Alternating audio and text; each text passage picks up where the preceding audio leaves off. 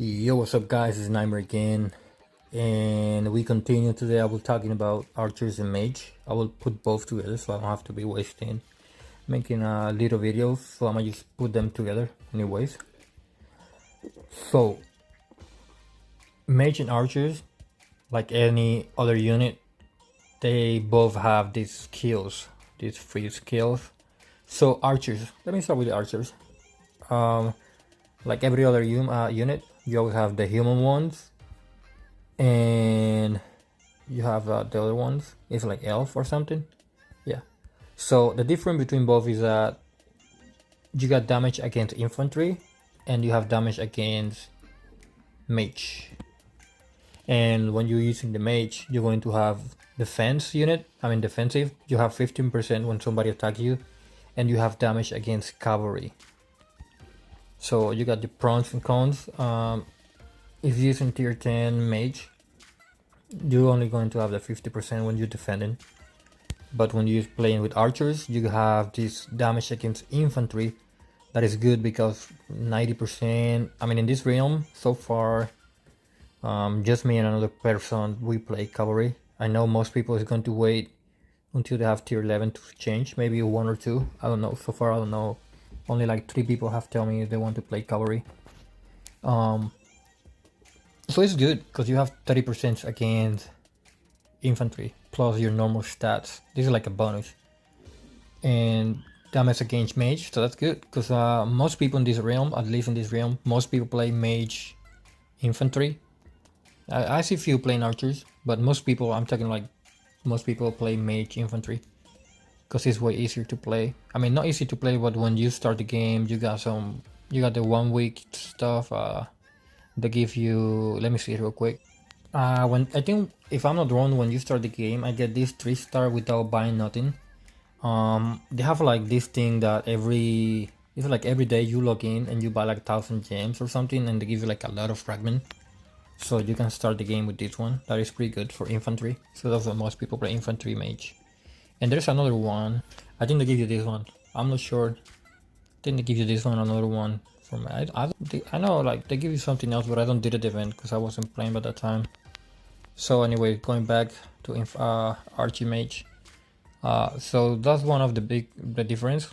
Like every single level, you're going to have attack stuff for your archers, and the mage is going to have like defensive in against cavalry, defensive against cavalry.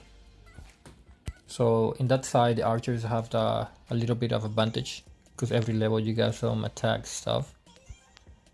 And one of the biggest difference between mage and archers is that archers have more HP and more defense than the mage, but the mage have more attack and have 0.5 range. So if you have a 1v1 archers against mage, I'm pretty sure the mage is going to hit you first because I got the extra 0.5 range, and they have just a little bit of less HP, 100.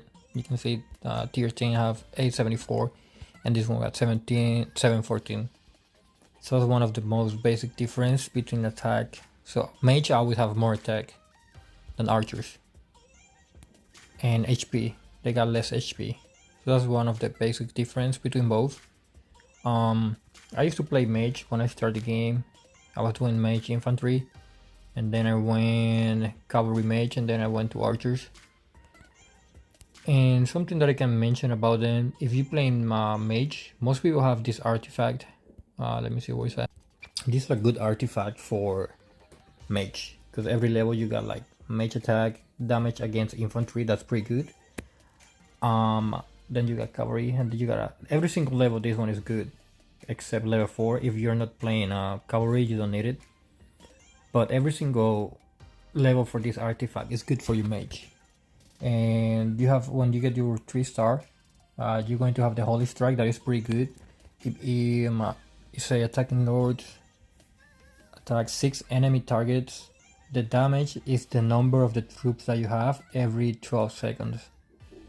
So every 12 seconds you're going to see like some spears from the sky hit the enemy, and sometimes you kill some enemies. Like, I don't know if you have seen, sometimes people use this type of formation. So Oh, I skipped the video by accident. So sometimes people use this formation like this in like 1-1-1-1-1. If you by any chance start killing your target, the biggest one, after 12 seconds, the Holy Strike is going to kill those little like this 300 1-1-1 that I sent it. So that's a good artifact you can use for your mage, and for archers you can use the bow, Apollo's bow. The Apollo bow. So far I see only one person that use it. Some people, one person have a level 3 red, and it's good because some attacks, you can see like a yellow attack that gives you like an extra damage. So that's pretty good. I have it at a 3-star, but after I get it, I actually regretted getting this artifact. I don't like it. Most people like it because you have the brute force, and that's pretty good because you're dealing 1.5 times damage.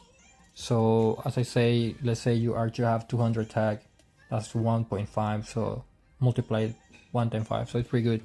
It's pretty good, brute force. But other one that you can use is Heavenly Spear. That's actually pretty good too. And the one thing I don't like about archers is that every artifact, like Apollo bow and Heavenly Spear, you have damage against cavalry, and not everybody plays cavalry. But if you find that player that play cavalry, that's pretty good because it gives you a lot of damage against the cavalry. In other hand, this one, the mage one, is going to give you damage against infantry and other artifact that some people use with them because they play infantry is a Thor hammer. I don't know, I cannot spell the name.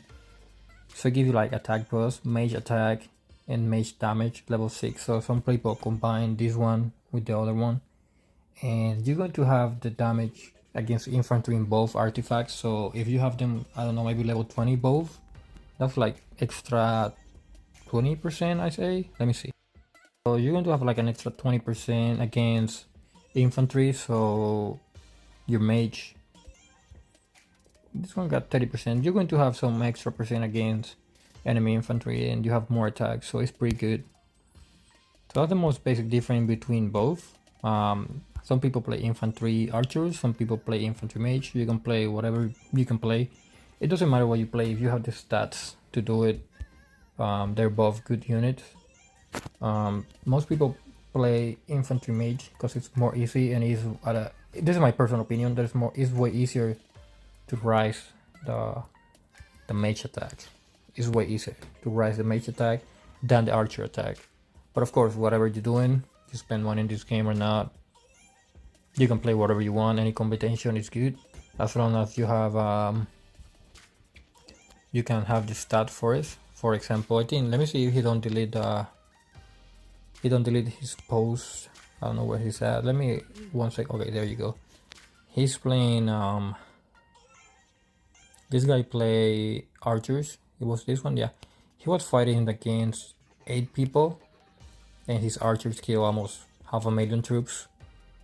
And he got this one, the spear. He got almost 50,000 kills. And there's other stuff you can get for them. I'll talk about later when I do the infantry stuff. You can see he's playing archers, and he's pretty good. He's actually pretty good. He's one of the strong. I think he's the strongest player in this realm. The archers are killing a lot. You can see like every hit is killing a lot of the enemy. So you can play whatever you want. Honestly, I just mentioned the basic difference between both of them. And the next video I'll be talking about how to make combination. I think the next one is going to be infantry mage or infantry archers, or maybe cavalry archers. I'll see. I'll make all of them. I'll give more details in those ones, talking about when I mentioned about infantry mage with all the artifacts and gear that you can use. So I will give more details. I just make basic ones separate. Some people don't ask me like 50 questions at a time. And that's it, guys. I'll see you next time. Bye.